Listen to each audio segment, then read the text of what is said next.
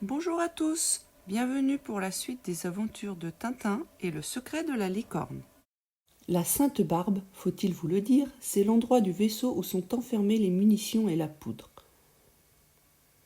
Et voilà, la fête ne serait pas complète sans un beau feu d'artifice. Et maintenant, vite, j'ai tout juste le temps de quitter le vaisseau avant qu'il ne saute. Ah, chien, te voilà. Ah, tu voulais nous faire sauter, tu n'auras pas ce plaisir. Je m'en vais t'écorcher tout vif avant même d'éteindre la mèche. Par Lucifer, je te ferai avaler ta barbe, porc-épic. Et moi, je te déplumerai, perroquet bavard, flibustier de carnaval, pirate d'eau douce, anthropopithèque.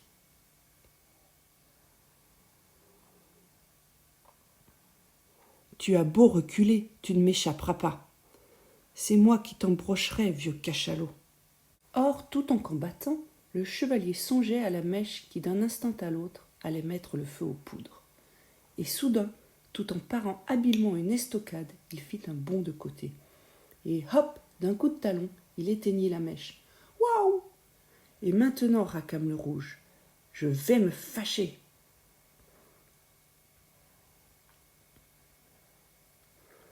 Victoire, Rackham le Rouge est liquidé. Et yoho, et une bouteille de rhum. Et voilà, Dieu lui pardonne tous ses crimes. Assez perdu de temps. Une nouvelle mèche et filons. Personne ne m'a vu. Ils boivent toujours. Vite, au canot.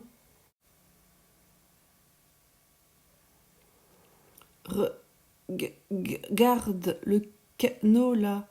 Le canot, il s'en va. Tais-toi. Tu es ivre. Tu racontes des bêtises.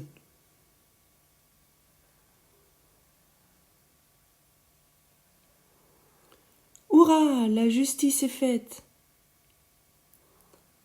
Ainsi périt la licorne, le fier vaisseau commandé par François, chevalier de Haddock. Et de tous les flibustiers qui étaient à bord, pas un seul n'échappa à la mort. Et le chevalier, que devint-il après cela? Pendant 2 ans, il vécut sur cette île, parmi les indigènes dont il s'était fait des amis. Puis, il fut recueilli par un vaisseau qui le ramena dans son pays. Là s'arrêtent les mémoires du chevalier. Mais voici le plus curieux de toute l'affaire. À la dernière page du manuscrit figure une sorte de testament dans lequel il déclare léguer à chacun de ses 3 fils un modèle construit et gréé par lui du vaisseau qu'il avait fait sauter jadis pour ne pas le laisser aux mains des pirates. Et, détail amusant, il demande à ses fils de déplacer légèrement vers arrière le grand mât de chacun de ces modèles. Ainsi, ajoute-t-il, la vérité sera complète. Ça y est, capitaine, le trésor de Rackham le Rouge est à nous. Que voulez-vous dire? Pourquoi, croyez-vous, le chevalier a-t-il demandé à ses fils de déplacer le grand mât de chacun des 3 bateaux? Comment le saurais-je, moi? Sans doute était-ce un homme méticuleux qui tenait à ce que ses bateaux fussent parfaits. Mais dans ce cas, il aurait changé lui-même la position des mâts. Pourquoi aurait-il demandé à ses fils de le faire? Parce que si ses fils lui avaient obéi, ils auraient trouvé, enroulé dans le mât de chaque bateau, un petit morceau de parchemin. Ah, ça? Comment pouvez-vous le savoir? Parce que j'ai découvert, moi, le parchemin qui se trouvait dans le bateau acheté au vieux marché.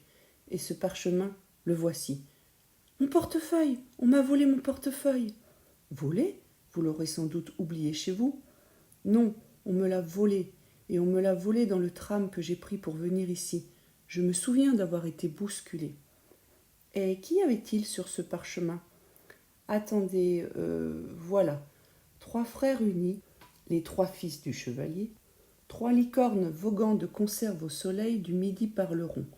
Il faut donc réunir les 3 bateaux qui livreront leurs secrets, les 3 parchemins. La suite est moins claire.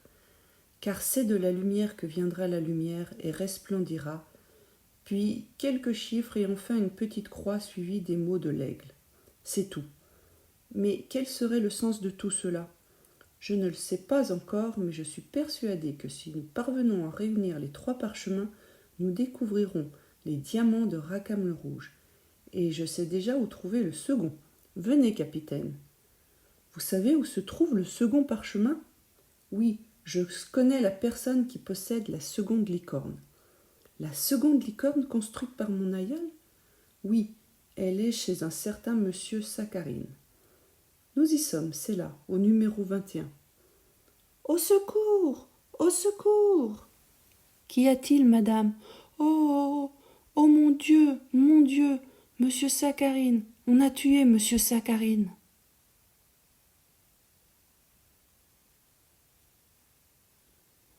Mort? Non, il vit, son cœur bat, il a dû être chloroformé. Là, Tintin, regardez, la seconde licorne, le grand mât est enlevé. Voyez, la base du mât est creuse, le parchemin qui s'y trouvait a disparu.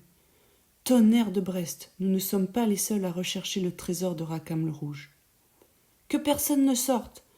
Bonjour, chers amis, Permettez, nous sommes en service, et en service nous ne connaissons pas d'amis. Très juste, nous sommes ici pour tirer cette affaire au clair. Pour commencer, voilà la victime. Je dirais même plus, voilà la victime. Or, s'il y a une victime, il est clair qu'il y a un coupable. Bien raisonné. Le tout est de le découvrir. Et à mon avis, il ne peut pas être loin. Je dirais même plus, il n'est pas loin. Car le coupable, le voici. Coupable, moi? Vous osez m'accuser? Misérable ver de terre, cornichon, cloporte, négrier, coléoptère, sapajou, topinambour, vermicelle, phylloxéra, pyrophore, coloquinte, zygomare, gargarisme, emplâtre. Capitaine, capitaine, calmez-vous. Oui, calmez-vous, monsieur le capitaine. Nous vous avons dit cela comme ça, à tout hasard. Comment à tout hasard? Vous comprenez, si vous aviez été réellement coupable, vous vous seriez troublé, tandis qu'à présent nous sommes certains de votre innocence. Et maintenant, au travail, nous allons relever les empreintes. Sapristi, le mort a disparu. Là, il est revenu à lui, le mort. Que vous est-il arrivé, monsieur Saccharine? Un homme est venu hier soir me proposer de jolies gravures anciennes. Comme je me penchais pour les examiner, j'ai senti brusquement qu'on m'appliquait un tampon sous le nez. C'était du chloroforme, sans aucun doute, car j'ai perdu connaissance. Bizarre affaire, je dirais même plus. Vous ne trouvez pas que ça sent le brûlé?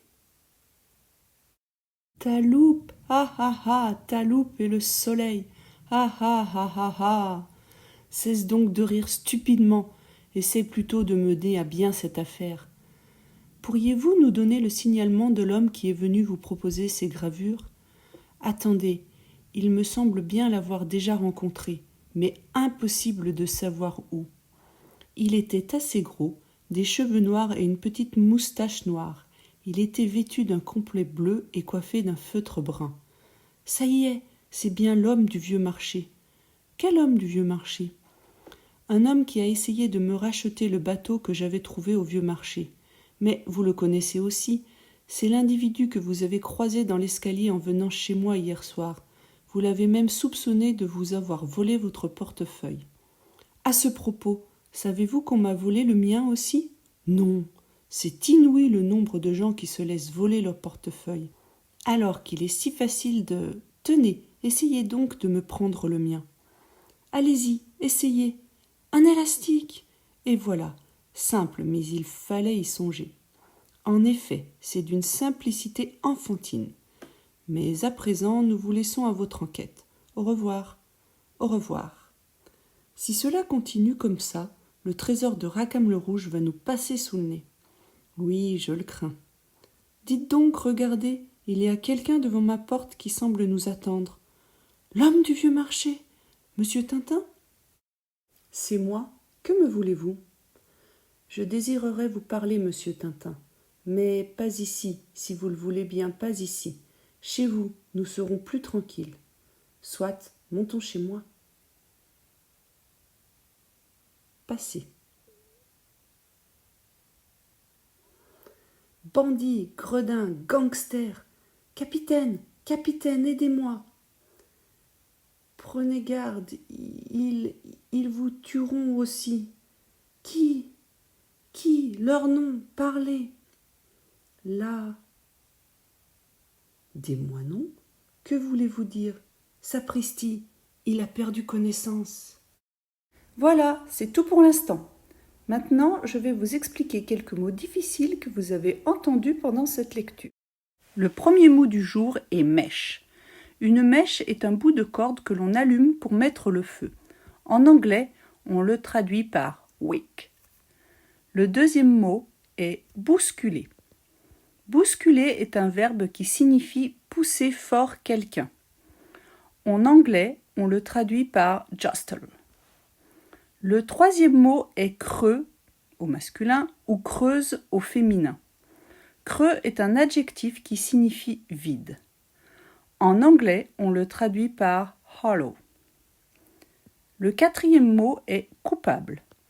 Coupable est un adjectif qui signifie quelqu'un qui a fait une faute. En anglais, on le traduit par guilty. Enfin, le dernier mot du jour est loupe. Une loupe est un morceau de verre qui permet de grossir quand on regarde à travers. En anglais, on le traduit par magnifying glass. J'espère que cela vous a plu et à bientôt pour la suite des aventures de Tintin et le secret de la licorne.